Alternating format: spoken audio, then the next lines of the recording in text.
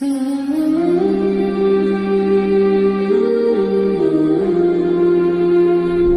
ونصلي ونسلم على رسوله الكريم أما بعد اعوذ باللہ من الشیطان الرجیم۔ 8ویں پارے کے آغاز میں اللہ رب العالمین نے اس بات کو بیان کیا فَكُلُوا مِمَّا ذُكِرَ اسْمُ اللَّهِ عَلَيْهِ إِن كُنتُم بِآيَاتِهِ مُؤْمِنِينَ۔ اے لوگو، جس چیز پر اللہ کا نام لیا جائے اس کو تم کھاؤ۔ ان کنتم بآیاتہ مؤمنین، اگر تم اللہ کی آیات پر ایمان لانے والے ہو۔ اور پھر بعد میں کہا وَمَا لَكُمْ أَلَّا تَأْكُلُوا مِمَّا ذُكِرَ اسْمُ اللَّهِ عَلَيْهِ، تمہیں کیا ہو گیا ہے کہ تم اس کو کیوں نہیں کھاتے کہ جس پر اللہ کا نام لیا گیا ہے، حالانکہ تمہارے لیے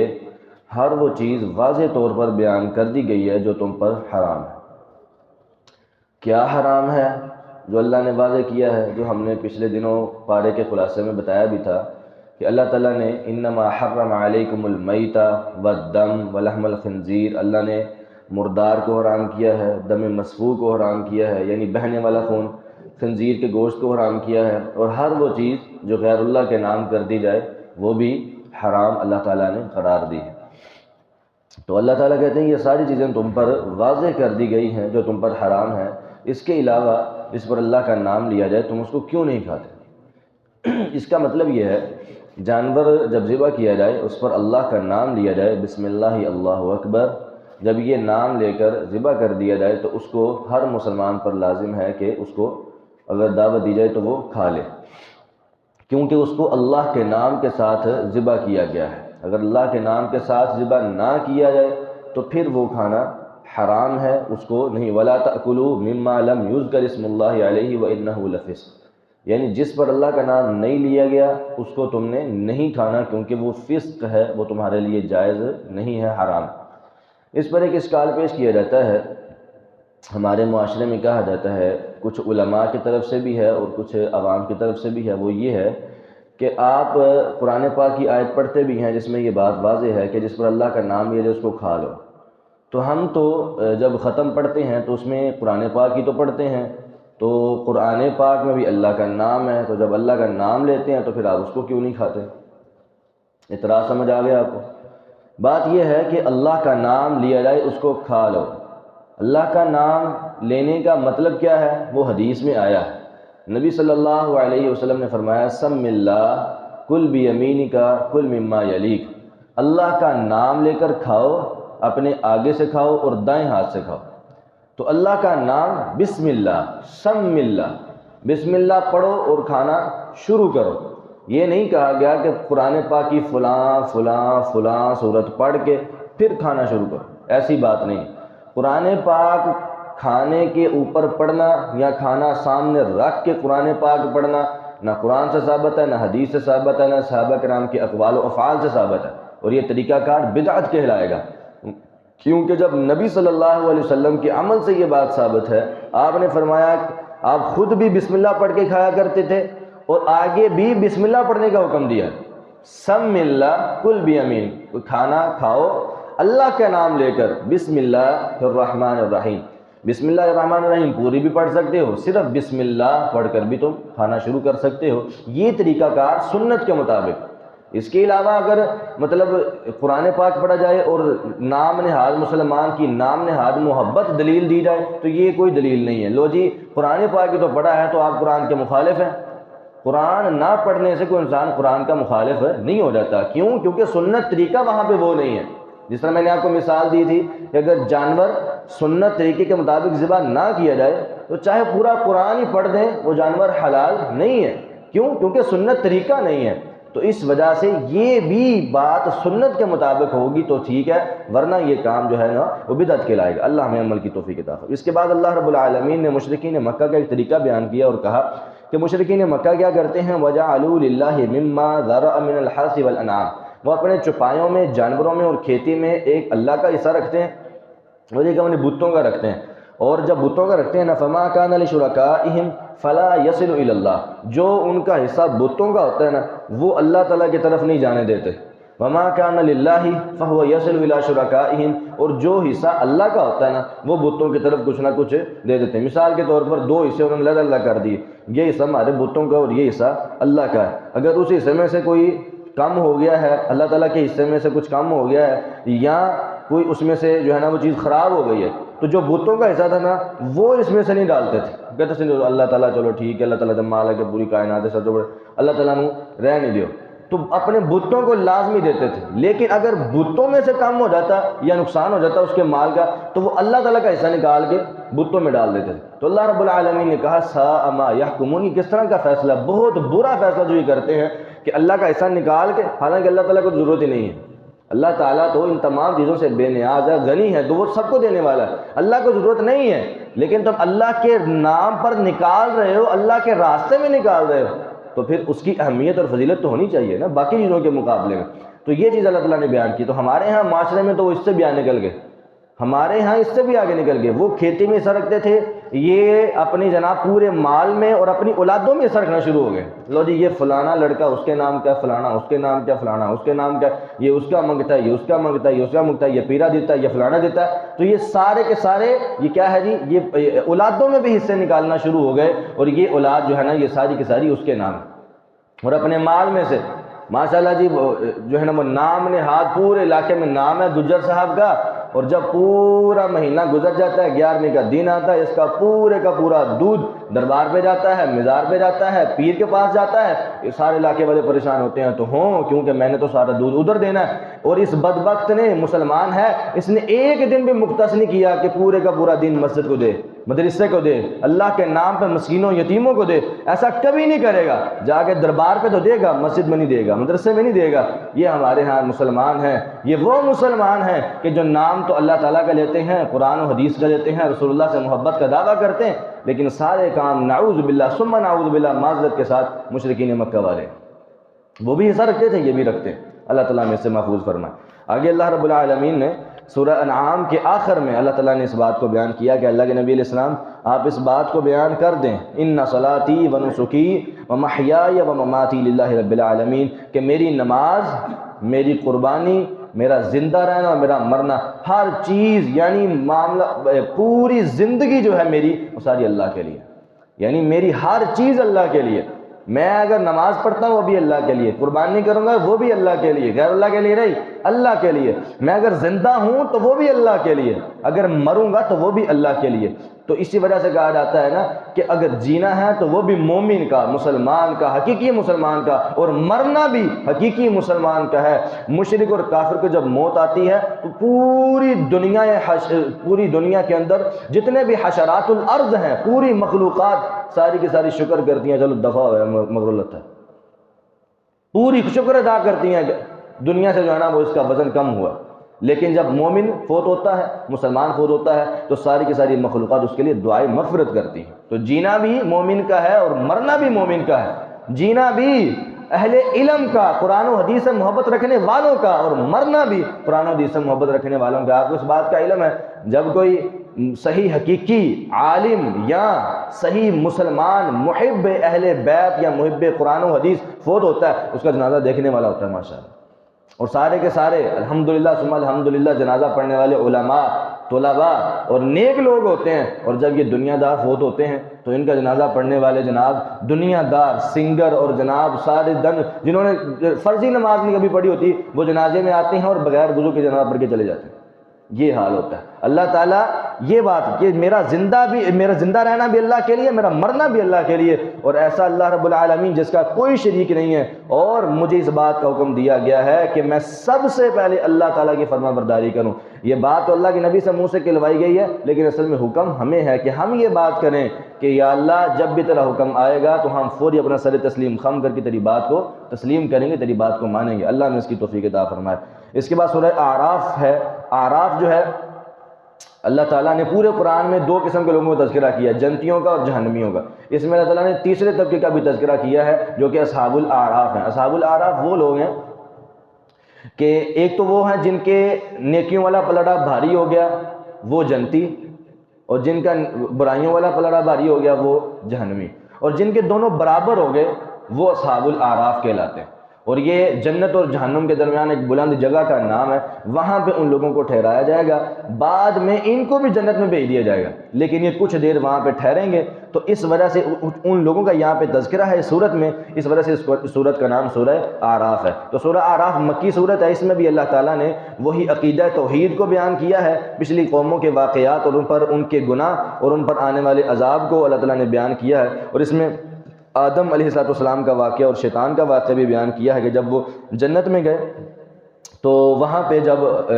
شیطان نے ان کو وسوسہ ڈالا کہ بھئی اللہ تعالیٰ نے تمہیں اس درخت سے کیوں منع کیا، وہاں کی سارے درختوں پہ کھانے کا حکم دیا، اس درخت سے کیوں منع کیا، کوئی وجہ ہے لازمی، کوئی وجہ ہے لازمی، یعنی ان کو نا وسوسہ دینے لگا، ان کو جو ہے نا وہ ورگلانے لگا۔ تو آدم علیہ السلام کے پاس گیا، جا کے کہنے لگا قسم اٹھا کے کہ میں قسم اٹھا کر کہتا ہوں یہ جو درخت ہے نا یہ اتنا عظیم ہے، جو انسان اس کا پھل کھا لیتا ہے نا وہ ہمیشہ کے لیے جنت میں رہے گا۔ اللہ تعالیٰ نے نا تمہیں جنت سے نکالنے کے لیے یہ کیا، تم یہ پھل کھا لو گے تو ہمیشہ جنت میں رہو گے۔ اور قسمیں کھا کے،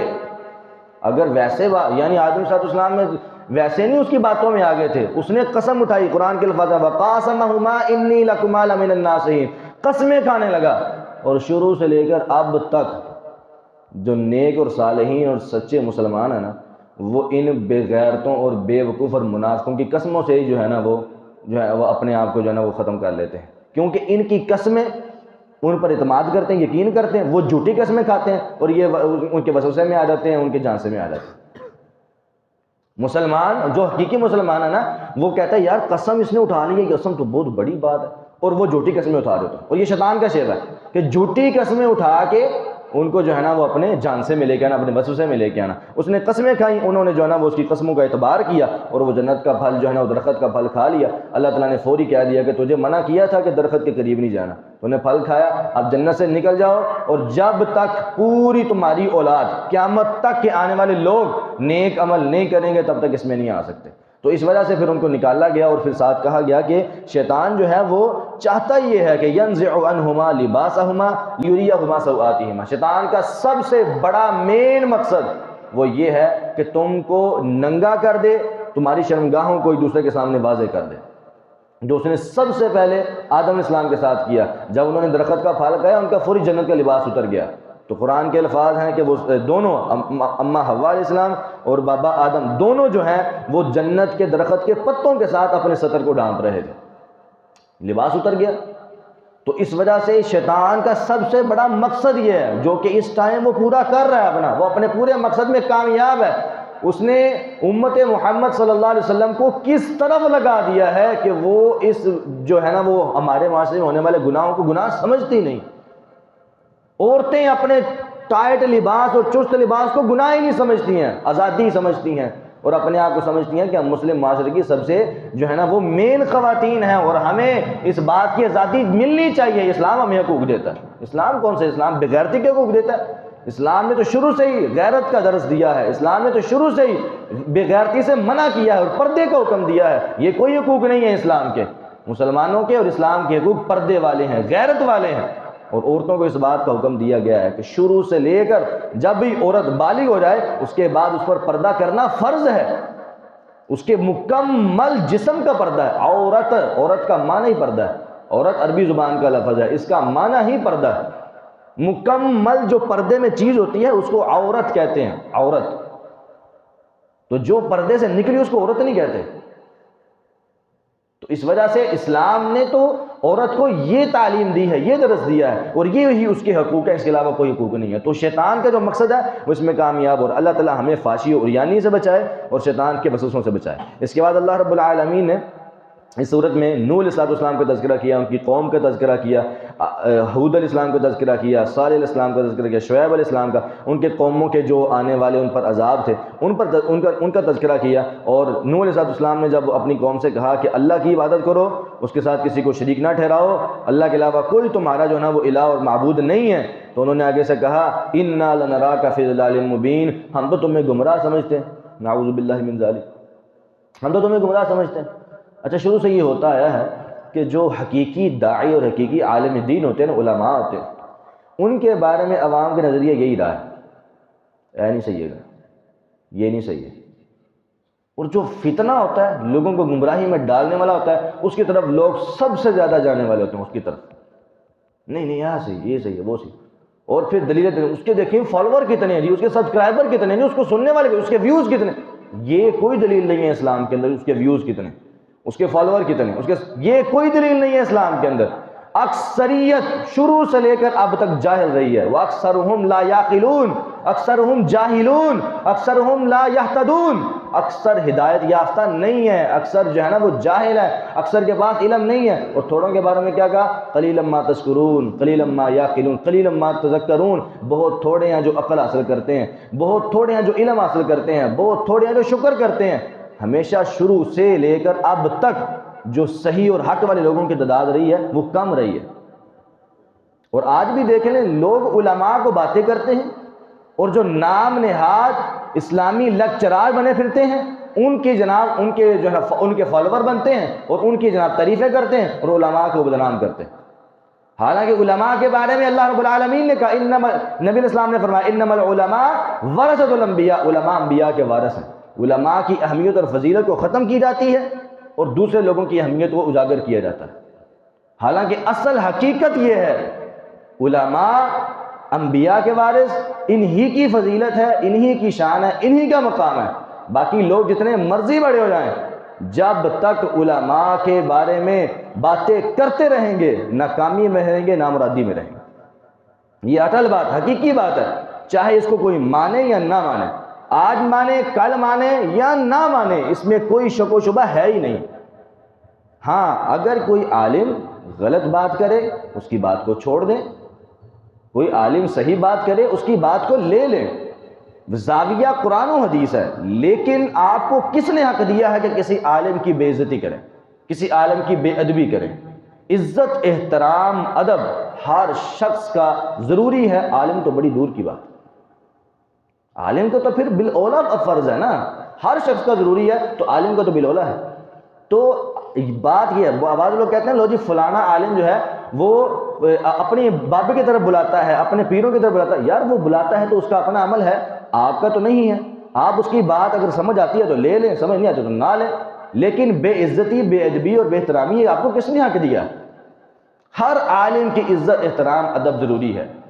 کیوں؟ کیونکہ اس کے بارے میں اللہ کے نبی نے کہا ہے کہ یہ انبیاء کے وارث ہیں۔ اب اگر وہ انبیاء کا وارث نہیں بن رہا تو یہ آپ کا مسئلہ نہیں ہے، یہ اس کا اور اللہ تعالیٰ کا معاملہ ہے، اللہ تعالیٰ اس کو سزا دے، اس کو جناب جزا دے، اس کو جو وہ اللہ تعالیٰ کا معاملہ ہے۔ آپ پر فرض کیا ہے؟ آپ علماء کی عزت کریں، احترام کریں، ادب کریں۔ کیوں؟ کیونکہ یہ ادب احترام ضروری ہے، یہ ہم کیوں؟ کیونکہ وہ ہم سے افضل ہیں، تمام علماء ہم سے افضل ہیں، تمام علماء ہم سے افضل ہیں۔ نبی صلی اللہ علیہ وسلم نے فرمایا تھا علماء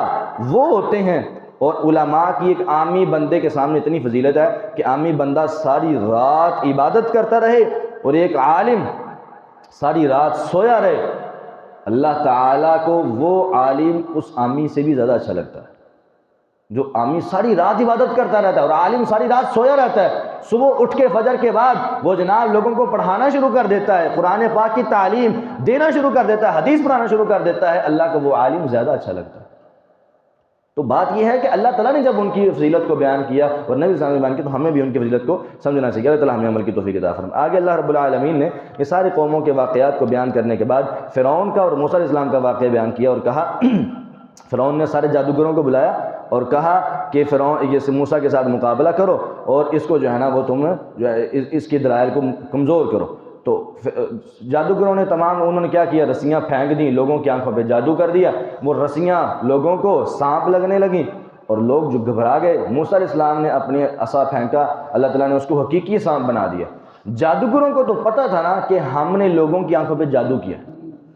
ان کو پتہ تھا کہ یہ رسیاں ہیں، سانپ نہیں ہیں، جادوگروں کو تو پتہ تھا۔ لیکن جب جادوگروں نے دیکھا کہ موسیٰ علیہ السلام کی سوٹی حقیقت میں سانپ بن گئی ہے، ان کو سمجھ آ گئی کہ یہ جادو نہیں ہے، موسیٰ علیہ السلام کا یہ کام جادو نہیں، کیونکہ وہ تو جادو کو جانتے تھے، ان کو پتا تھا کہ اگر یہ جادو ہوتا تو ہماری آنکھوں پہ نہ ہوتا، یہ ہم بھی اس کو سانپ ہی دیکھ رہے ہیں تو اس کا مطلب یہ جادو نہیں ہے، یہ نبی ہے۔ ان کو سمجھ آ گئی، وہ فوری ایمان لے آئے۔ فرعون کہنے لگا نا تسی آپس رلے سی، تسی پہلی گڑمڑ کر کے آئے کہ اتنے جا کے اینج کریں گے ایمان لے آؤں۔ تو تمہاری ایسی کی تیسی، تمہارے ساتھ یہ کروں گا وہ کروں گا، تمہاری ٹانگیں توڑ دوں گا، تمہاری ہاتھ توڑ دوں گا۔ ان جادوگروں کو دھمکیاں دینے لگا، دھمکانے لگا۔ ان جادوگروں کو جب ایمان لے آئے نا تو ایمان کی مٹھاس اور لذت اتنی زیادہ ہوتی ہے کہ مومن کہتا ہے جا جو مرضی کر، اب میں اپنے رب پر ایمان لے آیا ہوں، فقط ایمان تقاض انما تقضی هذه الحیات الدنیا، جو کرنا کر لے، تو جو کرے گا وہ دنیا میں کرے گا نا، آخرت میں ہمارا بدلہ ہمارے رب کے پاس ہے، ہم انشاءاللہ جا کے جنت میں جانے والے ہیں اور اللہ تعالیٰ سے بہترین بدلہ پانے والے ہیں۔ تو اس وقت اللہ تعالیٰ نے اس واقعے کو بیان کیا، اور آگے اللہ رب العالمین نے توحید کے بڑے زبردست دلائل دیے ہیں، اور پھر شرک کو بڑے واضح انداز میں اس کی تردید کی ہے۔ اور موسیٰ علیہ السلام سے ملاقات کرنے کا واقعہ بھی اللہ تعالیٰ نے بیان کیا کہ موسیٰ علیہ السلام نے کہا تھا اور ان کی قوم نے کہا تھا کہ ہم نے اللہ تعالیٰ کو دیکھنا ہے، تو اللہ تعالیٰ نے اس بات کو بیان کیا کہ میں نے کہا کہ اللہ تعالیٰ کو تم کیسے دیکھ سکتے ہو، اللہ تعالیٰ جو ہے وہ تو دکھائی دیتا ہی نہیں ہے، اور نہ ہی کسی انسان کی کوئی آنکھ بشر کی اللہ تعالیٰ کو دیکھ سکتی ہے، ایسا نہیں ہو سکتا۔ اور اگر آپ اللہ تعالیٰ کو دیکھنا چاہتے ہیں تو پہلے اس پہاڑ کو دیکھیں، اگر یہ پہاڑ باقی رہ گیا اپنی جگہ پہ تو آپ اپنے رب کو دیکھ لیں گے، اگر یہ پہاڑ باقی نہ رہا تو آپ نہیں دیکھ سکتے۔ تو اللہ تعالیٰ نے اپنے نور کی تھوڑی سی تجلی اپنے پہاڑ پر ڈالی، پہاڑ جو ہے نا وہ ریزہ ریزہ ہو گیا، اور موسیٰ علیہ السلام بے ہوش ہو گئے، باقی جتنے 7 قوم کے بندے آئے تو سارے کے سارے مر گئے، فوت ہو گئے۔ تو جب ہوش آیا تو فوری موسیٰ علیہ السلام نے کہا سبحانک تبت الیک، اللہ تو پاک ہے، ہم نے غلطی کی تھی، ہم تیری طرف رجوع کرتے ہیں، دوبارہ ایسا نہیں ہوگا، اور یا اللہ یہ جو مرے ان کو زندہ کر دے۔ کیونکہ میں جو واپس جانا تو قوم نے کہنا تو مارے، اس کو زندہ کر دے۔ تو اللہ تعالیٰ نے وہ سارے جتنے بھی وہ مرے تھے نا، اللہ سب کو زندہ کر دیے۔ تو یہ مرنے کے بعد دوبارہ زندہ ہونے کے واقعات میں سے ایک یہ بھی واقعہ ہے کہ موسیٰ علیہ السلام کی قوم کے جو لوگ دیکھنے گئے تھے رب کو، وہ مارے گئے تھے، اللہ نے دوبارہ ان کو زندہ کیا۔ ثم بعثناکم من بعد موتکم لعلکم تشکرون، اور اس کو اللہ تعالیٰ نے قرآن پاک میں بھی بیان کیا۔ تو اللہ رب العالمین کے یہ بیان کردہ سارے واقعات یہ قوموں کی ہدایت کے لیے ہیں کہ یہ سارے کے سارے ہم نے واقعات اس لیے بیان کیے ہیں کہ کوئی یہ نہ سمجھے کہ کوئی انسانی آنکھ اللہ کو دیکھ سکتی ہے، انسانی آنکھ اللہ تعالیٰ کو نہیں دیکھ سکتی۔ اللہ تعالیٰ قیامت والے دن جنتیوں کو ایک خاص قسم کی آنکھ اور نظر دے گا جو وہ اپنے رب کو دیکھیں گے، اور وہ جنت میں ہی ہوگا، اس سے پہلے نہیں ہوگا۔ یہاں پہ ہمارے یہاں جو ہے نا وہ عقیدہ بنا پھرتا ہے، وہ جناب فلان جو ہے نا وہ اس میں اللہ آ گیا، فلان میں آ گیا، فلان میں آ گیا، نعوذ باللہ، ایسی کوئی بات نہیں۔ اللہ تعالیٰ کسی انسان کے اندر آنے کے قابل، اللہ تعالیٰ کی شان مقام عظمت بہت زیادہ ہے، کسی انسان میں نہیں وہ ایسی بات ہے ہی نہیں، کسی انسان کی اوقات ہے کہ اللہ تعالیٰ اس میں آ جائے، نعوذ باللہ من ذالک۔ ہمارا یہ دل اتنا پاک ہے، ہمارا وجود اتنا پاک ہے کہ ہمارا رب ہمارے اندر آ گیا، نعوذ باللہ۔ اللہ تعالیٰ کی شان مقام عظمت بلند ہے، اور ہم تو نعوذ باللہ گناہوں کے پاپی اور قدم قدم پہ گناہ کرنے والے، اور جو لوگ یہ عقیدہ رکھتے ہیں کہ ہر چیز میں اللہ ہے، اتنا گندا اور کفریانہ عقیدہ ہے، اللہ ہمیں سے محفوظ رکھے۔ اور یہ عقیدہ صحیح ہے کہ قیامت والے دن ہی مومن اپنے رب کو دیکھ سکے گا، دنیا میں کوئی انسان کسی کو اپنے رب کو نہیں دیکھ سکتا۔ آگے اللہ تعالیٰ نے سورۃ الانفال کو بیان کیا۔ سورہ انفال جو ہے یہ مدنی سورت ہے۔ انفال مال غنیمت کو کہا جاتا ہے، جو ہے نا وہ آتا ہے جنگوں کے بعد مال غنیمت مسلمانوں کے لیے، اس میں اللہ تعالیٰ نے جنگ بدر کے واقعات کو بیان کیا۔ انشاءاللہ اس کو کل بیان کریں گے۔ اللہ تعالیٰ ہمیں عمل کی توفیق عطا فرمائے۔ وآخر دعوانا الحمدللہ رب العالمین۔